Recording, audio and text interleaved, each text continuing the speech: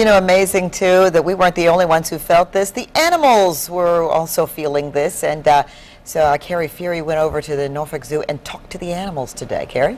So to speak, but we did get calls from folks, and Tom, you mentioned that your dog was acting very strangely. Yes.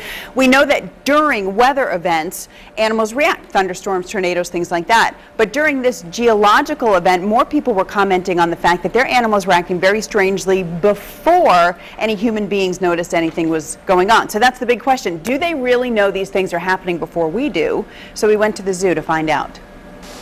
The only animals who could tell their own tales were, of course, the humans. We felt a rumbling in the floor. We thought maybe it was our air conditioning system, and then it got stronger and stronger, and suddenly it really shook the room. We heard the ceiling tiles and the pillars inside of the building kind of squeak, and you thought, what's happening with the ceiling? And it was pretty remarkable. I would say it was kind of exciting, but then we looked out the windows thinking, what is everyone out doing in the water plaza at the zoo? Well, Oscar doesn't seem concerned about anything right now, but just before the quake, this red panda at the Virginia Zoo may have given the first clue that something was about to happen. Both of them did not want to eat. They were just kind of running away from me, which is odd. The red pandas, actually prior to the earthquake, did not come for their food when they're trained or brought food by their keepers, that they were not interested and did not approach the keepers, which is very unusual. So even though your pet doesn't live in the zoo, what you saw as odd behavior might simply have been animal instinct. If it's something, a ground level occurrence, there are rumblings that occur that take us a while to get a sense of because we're more desensitized to maybe those sorts of things in the way we drive, we move around in that way. But I do think that animals sense those subtle changes much more earlier, sooner than we do. And again, we should mention too, no injuries to any of the animals, no damage to the zoo, especially the Trail of the Tiger has some of the newest and tallest structures. But again, it was only that two-story, the office building that actually functions as the huge entryway to the zoo, where most of the impact was felt.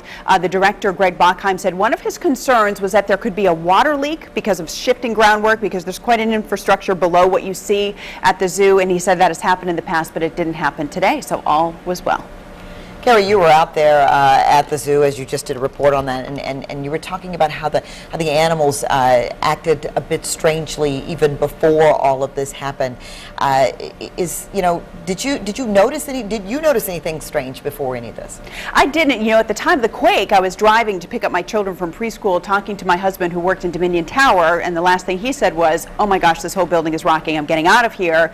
And then we reconnected later so I could come back here. So when we got to the zoo, it was well after those events, and they said it wasn't anything really noticeable, but just those subtle things like the panda who never misses a meal, who loves grapes and wouldn't take them from the trainer. You know, it was little things like that that I think a lot of our viewers in hindsight will say, you know, yeah, my dog was doing this or my cat was doing this, but it was before, unlike, you know, when they're going bonkers during a thunderstorm or during a tornado. People will probably think back on their day, where were they, and maybe when they have time to collect themselves and think about their pets, some of those things that just seemed odd at the time might make perfect sense right now. Without a doubt.